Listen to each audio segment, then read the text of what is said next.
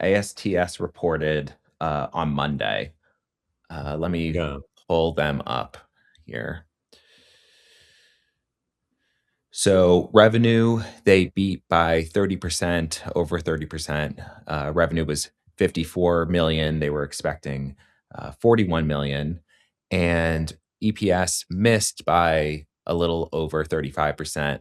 Their EPS ended up being negative 26 cents. The analyst expectation was negative 19 cents.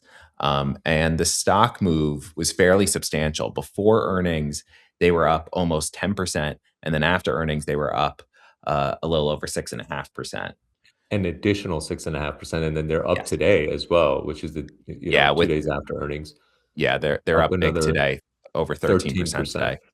So almost 20, more than 20% just post earnings just in the last 2 days. Yeah.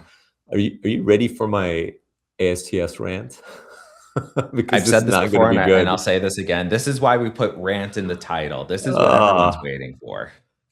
ASTS. This is the company. Uh, all right, I have a lot of thoughts on ASTS, and I'm going to get a lot of hate on the internet for this. Let me start out by saying I do not ever short stocks. I am a very much pro success type of person. I love entrepreneurs. I love entrepreneurs who are taking risks, who are doing cool stuff. And if ASTS is a success, which I want them to be, I will be their first customer because I want satellite um, tech on my, I want global service basically using my existing cell phone. Who wouldn't want that? This is basically the promise that they're selling. So let's start with their revenue beat, which they had over $50 million in revenue. They were expected to have just over 30 million. That 50 million is a pretty substantial beat. But where did that revenue come from? It came from ground-based gateway systems that they're installing. Uh, it has nothing to do with their satellite systems. I mean, it basically has nothing to do with an operational system. It's also from hitting various different milestones from military contracts as well. So their revenue has nothing to do with the goal of this company, which is to provide satellite-based communication directly to your cell phone. That has not been achieved. They only have one satellite in orbit, which is their Bluebird 6 satellite, that is technically part of the constellation of satellites that's going to be able to provide direct to cell service. They say they need roughly 45 of them to be able to provide global service. And my view on that is that this just seems like a very magical technology that has not existed, that has enormous amount of challenges, and is being promised by a company that does not have a background or track record to be able to do this. Now, a lot of the bulls are like, well, the reason you can believe that this is happening and ASTS will deliver is because of the fact that they have deals with all the major providers. They have deals with Verizon, AT&T, Vodafone. Some of their investors include Google Ventures. So there's a lot of like positive um, energy from the standpoint of both the investment community, but also from like the partner community that believes ASTS will be able to pull this off.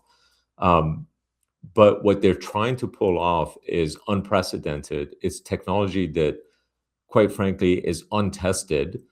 Um, as far as I know, the only tests that they have done to show that this technology even works is single phone calls using their first 5 satellites that's in orbit to be able to call from one place to another.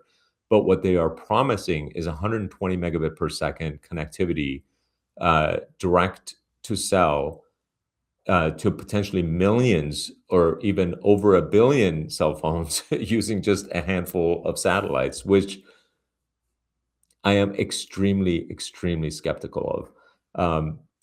There's only a couple of companies that have had this level of technological leap announced, and those companies include companies like Theranos, where they were going to take one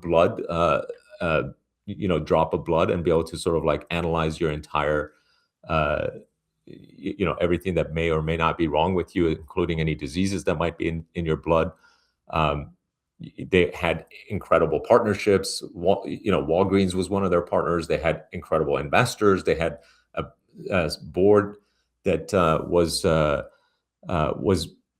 who's who of various different industry people, and everyone just assumed everyone else had done the due diligence in order to sort of like make sure that this company is legit and good.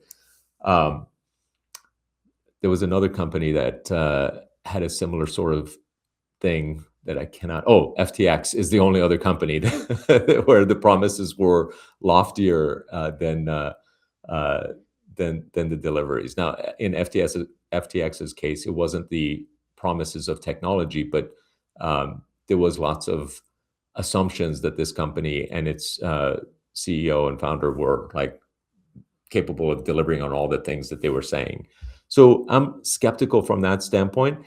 But because I have also said this, I would 100% apologize on this podcast if they do deliver, because like I feel like I'm being overly critical without having any kind of evidence that this company has, is not legitimate. Like my view on it is that my spidey senses are going off. There's too much promises, too many things that they are hoping to be able to accomplish that just seems impossible to do and has never been done before.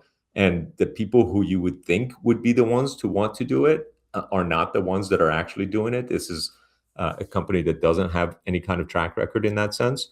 So if they do deliver, I 100% would owe them a huge apology. But that's my view on ASTS. But that's my rant on ASTS. Now, So I'm not short the stock, just to be clear. I don't hope that they fail. I'm very skeptical of what they're saying they'll be able to do. I want to clarify your point. So with Theranos and FTX, both were doing had illegal activity. So are you saying you think there might be some illegal activity with ASTS, or is the comparison more so that you could have great partners, but the company doesn't deliver on its promise, or both? FTX may not be the right example to use. I think Theranos might be a better example to use. And Theranos was not doing illegal activities, but Elizabeth Holmes was overpromising what she could deliver on, and I think what she's in jail for is that she made those promises knowing, or at least it was sort of like they had hidden a lot of the indications internally that, hey, they might not be able to deliver on these promises. Now, I don't know if ASTS is doing that. I hope that they're not doing that, because obviously that would be illegal activity.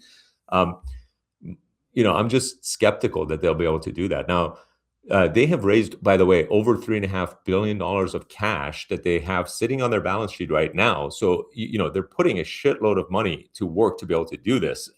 So, they're probably now spending more money than anyone to try to accomplish this goal. And at some point, they might be able to do it because of the amount of money that they've been able to raise, but they certainly haven't been able to do it in the amount of time that they said that they would. They in fact, as late as April of last year, they were saying they're going to put up 2 satellites per month starting in July. So by this point in time, they were setting the expectation that they would already have 16 or 18 of these satellites in orbit. So far, they only have one, and their next one is supposed to go up in March. But they're still setting the expectation that they will have 45 to 60 of these satellites in orbit by the end of this year. And they need roughly 45 of them to start providing the direct-to-cell service that they need. And, it just feels like that's a lot of promise, and that the technology does not feel like it would be there. So that would be my concern, is that the technology, even if they are not lying about it, might be much more difficult than they expect it to be. So I'll do one more, a little steel man, just because this is what I'm Yeah, here for. go for it. So we just talked a moment ago how the delays with Neutron did not concern you, but the Yeah. delays with ASTS do. So why is there a difference there? Yeah, that's a great question. So the biggest difference is that is that Rocket Lab is an established company that has an established track record that has been able to do the things that they are just simply doing the next level of the same things that they've been doing. So Electron is a rocket that you could get from Rocket Lab today for roughly an $8 million launch price, and it'll put your satellites into orbit today. So, to imagine that this company that is able to clearly put, satellites into orbit, something that has been done since the 60s, by the way. So it's not like satellites into orbit is very difficult, but would be able to take this next leap of making a mostly reusable rocket, something that again has been done since 2011 by SpaceX, is is very reasonable sort of assumption. It's like not new magical technology that needs to exist. Now, what ASTS is trying to do is direct to cell satellite communication using existing 5G cell technology. Which, if you know 5G cell towers, for example, they actually have very short range on the ground. So typically a an antenna, a 5G antenna for Verizon or AT&T on the ground is only covering a 5 to 10 mile radius around it, whereas previous generations actually had longer radiuses that they could cover because the technology just simply works in longer ranges. They want to take this technology, put it up 300 miles above Earth, and that same satellite, a single satellite, is going to cover enough ground to where the ground that it covers would need to cover more than 20, 30, 40 million cell phones, maybe even more, 100 million cell phones for a single satellite to be able to provide services to. And they're setting the expectation that you'll have 120 megabit per second service using direct satellite to cell, that they're going to have for potentially millions of people simultaneously communicating using the same satellite. So the levels of never before done things is Mm. just like unprecedented to me. And these are all never before done ever by anyone anywhere. It's not like, oh, it was done in the 60s or it was done since 2011, or none of that stuff has actually been proven or tested, or and then the company that is doing it doesn't have a track record of delivering on anything yet. So they literally have delivered nothing that has had revenue except for these gateway ground-based gateway systems. So huge difference between them and Rocket Lab.